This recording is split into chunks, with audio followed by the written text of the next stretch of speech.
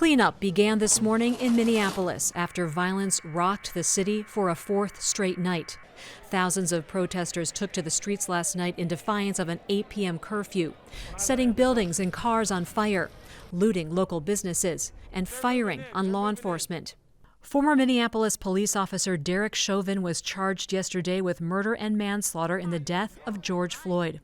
Floyd died after Chauvin kneeled on his neck during an arrest on Monday. 3 other officers involved are still under investigation. Despite Chauvin's arrest, the rioting escalated overnight. Police, state troopers, and 700 National Guard troops tried to calm the chaos, while firefighters worked to contain the blazes. Minnesota Governor Tim Walz and Minneapolis Mayor Jacob Frey held a press conference at 1:30 in the morning, pleading with protesters to stop. I'm deeply concerned with the people who you need to go home. You need to go home. This is not about George's death. This is not about inequities that were real. This is about chaos being caused. There is no honor in burning down your city. There is no pride in looting. This morning, Governor Walz announced a full mobilization of the Minnesota National Guard, activating another 1,000 troops, the largest domestic deployment in the state's history. Our great cities of Minneapolis and St. Paul are under assault by people who do not share our values, who do not value life and the work that went into this, and certainly are not here to honor George Floyd. As Minneapolis prepares for more protests, I spoke with Minnesota Public Radio reporter Matt Sepik, who was on the streets during both peaceful protests and as violence broke out last night. Matt, you were out in the streets last night. What did you see? Utter chaos. I walked for many miles throughout the Lake Street area in South Minneapolis, which has been the heart of the unrest here in the city. There were fires everywhere, a very light law enforcement presence for most of the evening. Later on, some National Guard troops were finally able to get through to assist and protect firefighters who were putting out a gas station fire, one of many fires burning in structures along Lake Street. Well, what do we know about the people who were responsible for this?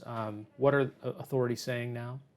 At a news conference this morning, St. Paul Mayor Melvin Carter said the number of people that they arrested last night were all from out of town. Governor Tim Walz of Minnesota says that the demonstrations have moved from legitimate protest and civil disobedience to out-and-out rioting that has nothing to do with protesting the murder, in his words, of Mr. George Floyd.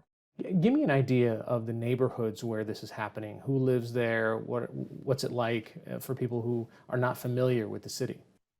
Lake Street is a very diverse area, working class, many immigrant businesses, many people of color, a lot of restaurants. There's a large Hispanic community, Latino community that lives along Lake Street, and much of it now is destroyed. A lot of these businesses that have taken generations to be built were gone in a night of rioting. Have you seen the size of the peaceful portions of the protest stay the same, increase, decrease, the type of people who are coming? They appear to be the same. There was a protest just before sunset, before the curfew yesterday on Interstate 35W through downtown Minneapolis. They marched, they closed down the freeway, as you have seen in past protests. And that dispersed and people walked away. And on Thursday evening, there was a similar protest outside the Hennepin County Government Center in downtown Minneapolis, demanding the prosecution of the police officers involved. Again, that was a peaceful protest.